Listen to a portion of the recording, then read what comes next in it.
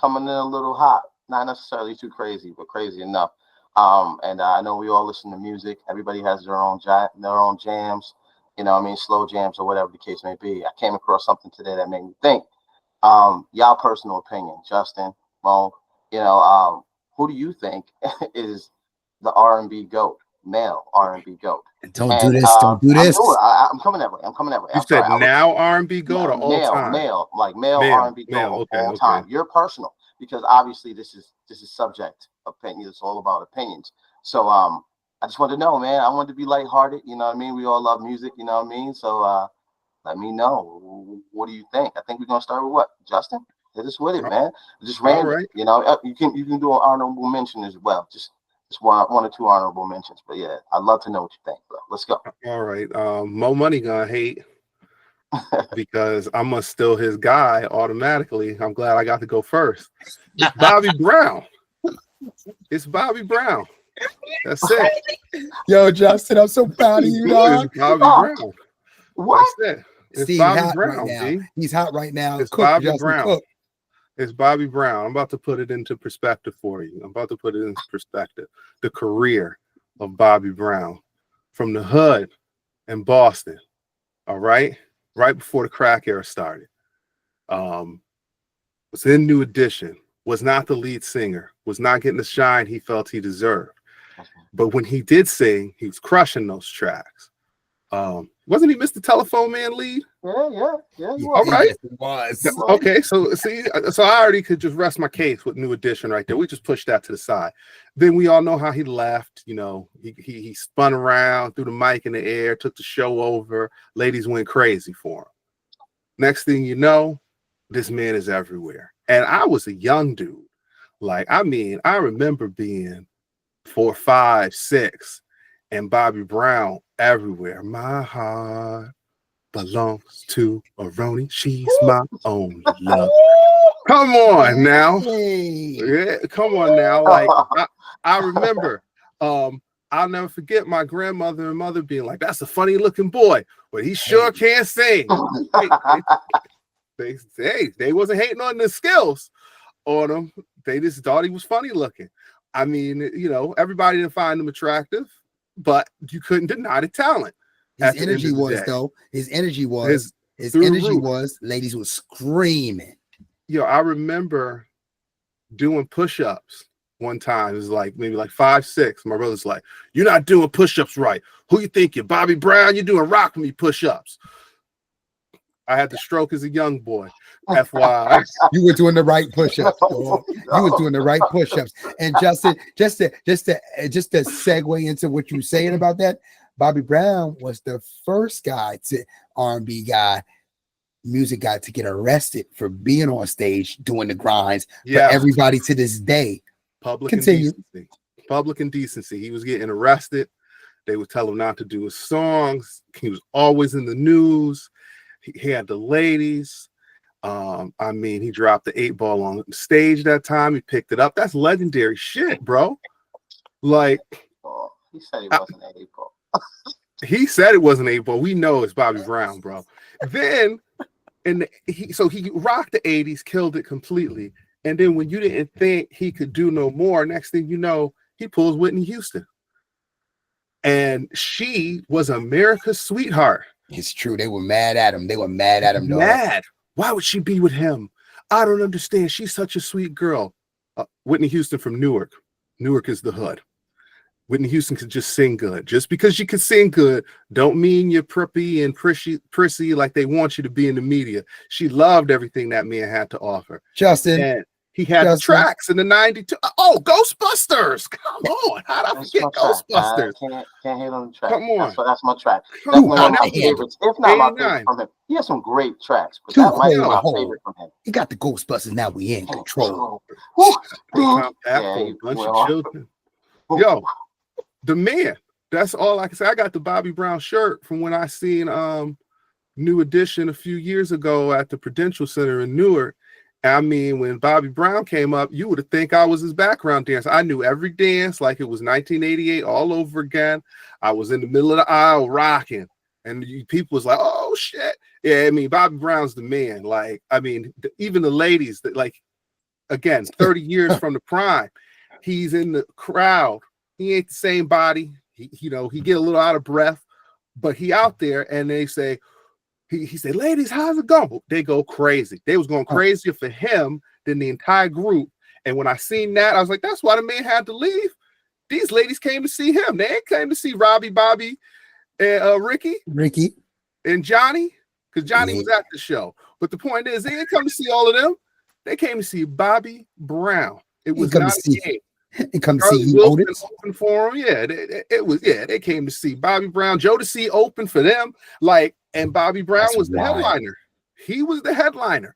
Other people performed after him. The crowd was not the same height as when Bobby Brown was out there singing lead vocals. So that's the man. I don't care what nobody say. Honorable mention, R&B cat, Chris Breezy, man. Honorable mention, Chris Breezy. Bobby Brown's daddy. Bobby Brown's son. Yes, because he got it all.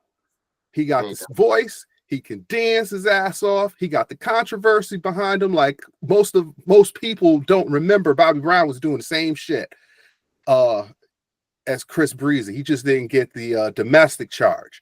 But the point, maybe he did. I don't know. I'm not gonna go into the man's rap seat. The point I'm making is Breezy been doing it since 05 is when he had run it. Yeah, it's 05. We're in 2025. He's got 20 solid years. They tried to cancel this man, and he just kept coming with the hits and just kept coming back with the hits over and over and over again. They was hating on him so much, he started rapping, and he was rapping better than most of these R&B dudes. Shit, we just seen him this summer crush Quavo in the rap battle. He did. He killed bars him. On top of bars. So Bobby Brown, Chris Brown. The Browns got the titles. You got the king, and you got the young prince. Mo Money. All right. Y'all know, man, Steve, I don't even know how you did this, man. Again, I have a show on TikTok, like an R&B 90s show pretty much every morning, 5 a.m. Check it out. That you request the R&B songs that you want. So this actually came up today, actually. This topic came up today. Same question you asked, but it had to do with, I guess, females. Because females, somebody asked for Shantae Moore. And if you know Shantae Moore, like I said something like, I was like, yeah, man, she's one of the she pretty much fell into the shuffle of the light bright queens. You know what I mean? Yeah. Like they're the light bright queens, the light bright queens. Like there's tiers, Mariah Carey, Paula Abdul. You know what I mean? The light bright queens of R&B, like Mariah was on the top tier. Then you had the other ones like Tamia's, and then you had all these other ones, but they weren't coming over Mariah. So no. I tiered it.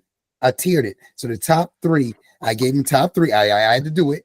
I tiered it to be fair. Okay. I said,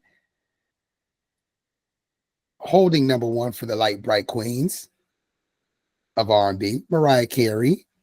I said no order. I said now I said now for the other two in the 90s, you got Whitney Houston, and you got the third one, Toni Braxton. Those three right there, Toni Braxton were the ones. Monster. I said Mariah, Whitney, and Toni Braxton. Those three right there, and now everybody else is bottom feet fighting for whatever they can get in the 90s. That's how real our 90s R&B was. Oh, no, hold up. You forgot one. No, I didn't. I said honorable mention. I said, okay, my bad. Go on. No, I didn't put Mary J. I didn't put Mary J in there, Justin. Honorable mention. Steve, don't hate yet. Don't hate yet, because you're about to hate on Mary J. She can't really sing. I know what you're about to say. You a hater. Listen, at number 4, I said honorable mention, the one that birthed the Britney Spearses and the Sierras and all the Aaliyahs, the pop R&B energy, dancing, singing princesses, is Janet Jackson. Oh yes. Janet Jackson's that tier. She's on it. If we had to Mount Rushmore, it's Janet. Yeah. It's Janet. I said now Mary J came a little bit later. Like I could, but she has consistency, Justin. So she's in that Chris Brown thing where you call about consistency. Yes. Janet Jackson was my first concert I ever been to. All for You tour 2001. I ain't never been to a concert before. That was my first concert I ever been to in Madison Square Garden. And I was I loved every second of it. I've always been, shout out to my cousin Sharon. You know what I mean? She's the one that put my brothers and I on to Janet Jackson back in the day in the 80s, living out in Long Island. And, you know, big fan of Janet. That's my girl, man. I don't feel like anybody's better than her. That's my personal opinion. But you know, she's not the greatest singer, but she could dance her ass off. But anyway, the thing. What about the dudes, Mo? I'm going to the dudes. I said I didn't want to segue off of the dudes. Gotcha. I didn't want to segue off to the dudes, but I said I want to make context because I was just talking about this morning. Yeah, you're right. This morning. That's why I wanted to give it context of what I'm going to say. Gotcha. So I hate that we do the crabs in the barrel. Who's the number one? I hate that we do that. Everybody has an opinion, bro. You know what I'm saying? So you got to, you know what I mean? So what you feel, you know? And all our listeners is going to feel a certain way and lean in a certain direction. And a lot of people like Bobby Brown. But this is why I say it's a problem. And that's why I tiered the ladies, because the three ladies that I named were R&B, right? But they did different styles of music in R&B. And they were number one on what they were doing, if that makes sense, right? Wow.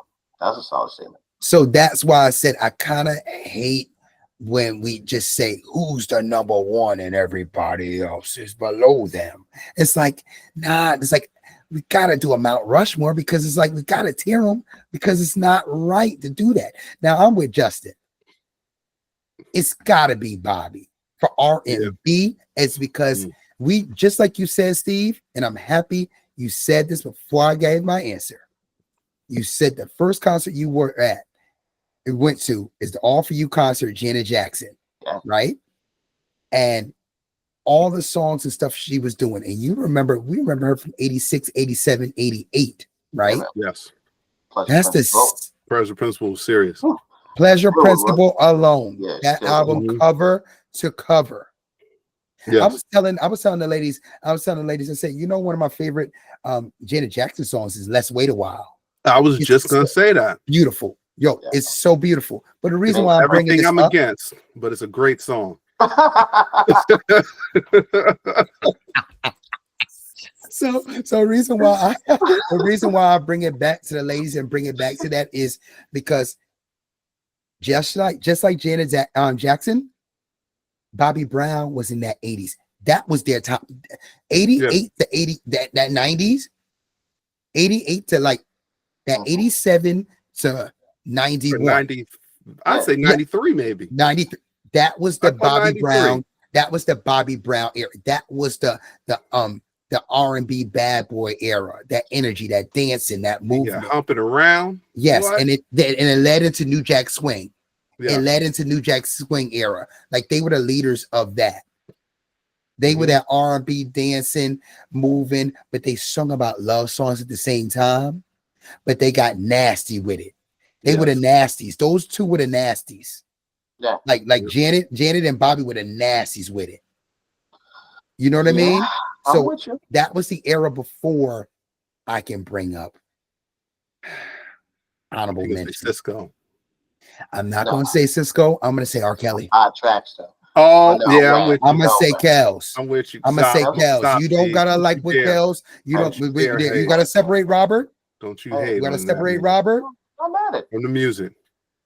And Aura. TP2. What? TP2. The first thing he said on TP2. Hit it harder from the back. Come on. Roll around from the front. Crush it. I stopped the record. I stopped the record. I was like, hold on, what did I just hear? I was like, what did I just hear?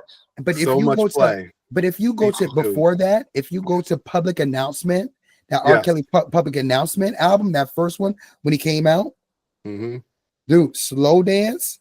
I mean, listen, that Public Announcement album, go back and listen to them tracks. You'd be like, yo, It's not a question. Honey Love, yes, dog. I mean, dedicated. He had listen. Then you go into then you go to the 12 play. You go to the 12 play album and Bump and Grind. So crazy. So crazy. I Believe I Can Fly.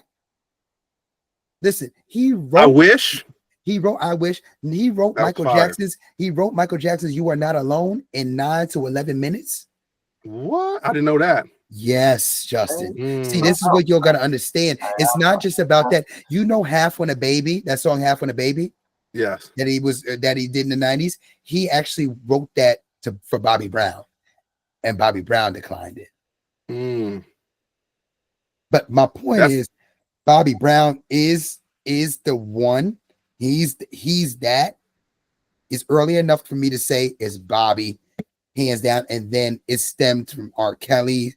And again, shout out to Aaron Hall, because people would say R. Kelly took Aaron Hall's style and his energy and made it more marketable. Could have, all right, you know. Hey. Aaron Hall, wow, dude. Yeah, we're gonna leave the nasty man alone. We're gonna leave Aaron Hall alone, nasty man. We're gonna leave the nasty man alone. Y'all talk about R. Kelly so much. Y'all talk about R. Kelly so much, but the nasty man. Oh man, listen, man. What did he say? In the living room. He was like, what? Yeah. He was talking. Yeah, he was like, yo, yeah. They watched me. He said, watch me. Yeah, I had the 3 women. I was having 3 women in there, but and I was going from woman to woman. And Jodeci was there. They were watching it. They was watching. Diddy was there. He'll tell you. Diddy was there. He'll tell you. All the time. They watched me do my thing. It was right in the living room. Right in the living room. My bed in the living room. That was wild. My and I love you guys' approach. And Mo, what you said with the tier and like I guess the Mount Rushmore makes more sense, because Bobby B was Bobby B, Kells was Kells, and I'm not the biggest fan of Kells. I never was, and I'm not hating on the fact that he was a part of. I'm just saying that Toya Toying was fire. Anyway, I'm not hating on the fact that what he was a part of. You know what I'm saying? It's more like I just wasn't a fan. Even back when he was like the Jeep, you know what I mean? I want to ride it. It's like, what am I? What? Yeah, like my child. But you know what, Steve? Let me ask you a question. Did you like Ignition? That Ignition era of R. Kelly, or you weren't really feeling him? Because you couldn't not feel it. But that Ignition era of R. Kelly, which was a few years after TP2, TP2 was like a really like strong introduction to a lot of his music, because for a long time before I had one of my aunts listen to I Believe I Can Fly over and over and over and over and over again, to the point where I can't stand the song. She would play it in our house all day long. Couldn't stand I Believe I Can Fly, not for the life of me. But he has some great tracks. He's a phenomenal writer. Bobby B, obviously, is Bobby B, Dance Floor Killer. My personal pick is Stevie Wonder. I think Stevie Wonder is the greatest R&B act of all time. And the reason why I say that is because all I do, I'm scrolling through stuff and I'm listening to people singing in the background. Like, I just saw something today on Instagram where they was talking about, they gave like a lineup of people that sung the background for that song. And it was like Michael Jackson and like all these other renowned, artists that sung background for him in the background. Yeah. And, he wrote the song when he was 16, and they sung that song together in the 80s. You know what I'm saying? And he just had a different approach. Like, R&B is R&B, but at the end of the day, it's rhythm and blues, right? So you hear, Bobby Brown, ain't nobody humping around, a lot of cool stuff from perspective. Our track.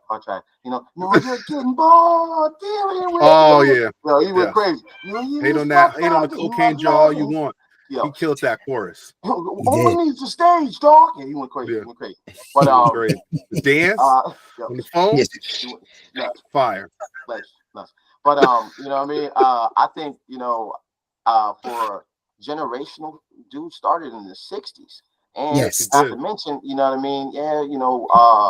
Bobby's from Massachusetts, and you know he's heard. This man is blind, bro, and he plays piano. Now, you know, some people say he ain't necessarily fully They say he ain't blind. Yeah, he ain't fully blind. I don't know what that's about, but you know what I mean? He has nodding in the background, and you can see him in the 60s, 70s, 80s, 90s, and he's still doing concerts today. And you know what I mean? He's still at that powerful voice, writer and performer. And I think my personal opinion, it's almost like a Michael Jordan and Magic Johnson type of thing, right? So you like Magic Johnson because he came into the NBA and he made the NBA. Him and Larry Bird made the NBA to what it was, and then Jordan pushed it to the next level. So maybe I could look at Kells or Bobby B as like, you know, taking the genre and pushing it to the next level. But when you think back to it, man, it's like a Kareem Abdul-Jabbar. You know, these dudes that you can't ever truly surpass because they've been around and what they've done. You know what I mean? So I would like to say that the greatest of all time is Stevie Wonder. That's my personal opinion. And I'm with you, Steve. I'm with you exactly how you explained it, and I'm happy you explained it that way, and I'm happy you went back there because see, me and Justin are talking about our time as babies to kids, seeing listening to New Edition, and understanding it and being in our time. Now, if you look at somebody older, now again, I DJ, and I look at songs I can play consistently, and you're absolutely right. All I do, Ribbon in the Sky, doom, doom, doom, doom, doom, dun, dun, dun, dun. I forgot the song, but it's so many different Stevie Wonder. Sunshine on My Life. Sign Seal Delivered. You know what I mean? They start rocking. They start rocking for that. Yeah. You know what I mean? You know what I mean? Like, yeah. My point is, I can play that on a rooftop. I can play that in a bar. I can play that for a family event. I can play that for weddings.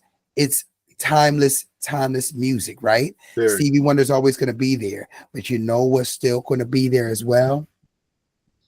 On the list of people's list, I don't care who it is, especially Caucasian, my Caucasian brothers and sisters, Ignition. Oh yeah, R. Kelly, Ignition's on the wedding list still to this day. I'll be looking like, are you really? Bounce. Yeah, he was nice.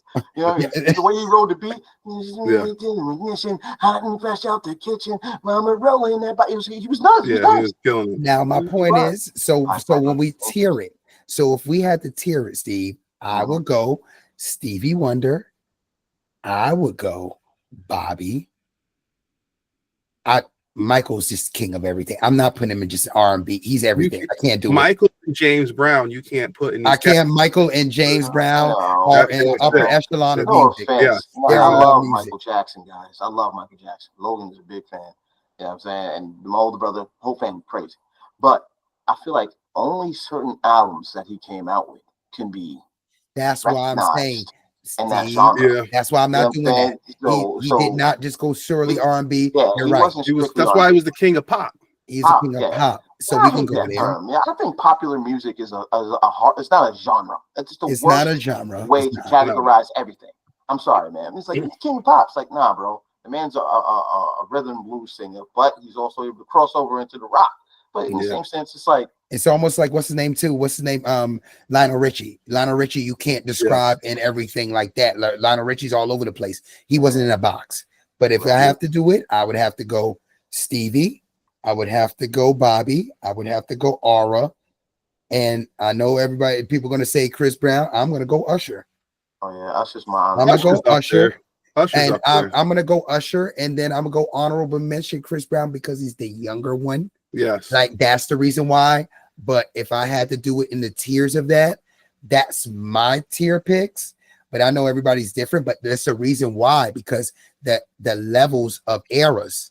If you were younger and you were around in that 60s, 70s era, you're going Stevie Wonder as well. You're like, yo, Stevie Wonder, blah, blah, blah, blah, blah. I mean, and they're right.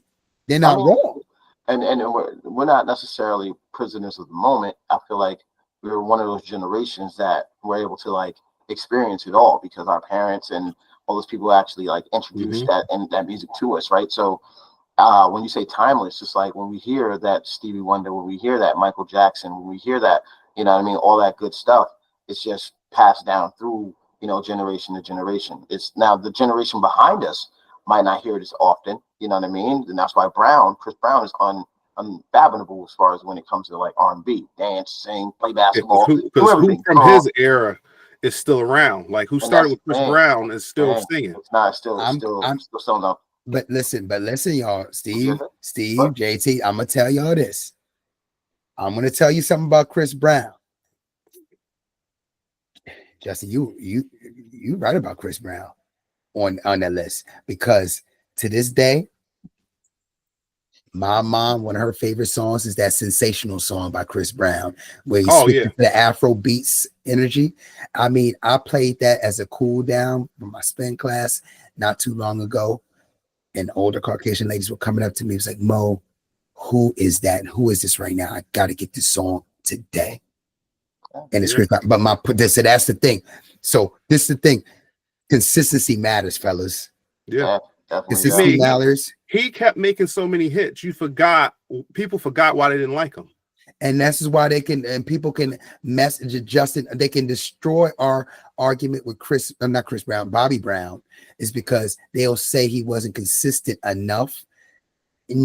But the impact he made when the time was so big, and he was so strong in 80, 87, 88, 89, 90, like he was so strong that it couldn't be forgotten. He's had a whole generation of people. Like Usher was trying to replace him and beat him. We're gonna have to take control. And so that's the thing about it. So that's the thing. That's Too low to the mall, with a couple capos and 100 fucking dimes. Color slaughter gang, you get your shit popped. Drago with a drum, the bitch ain't never go stop. Be on that night war shit.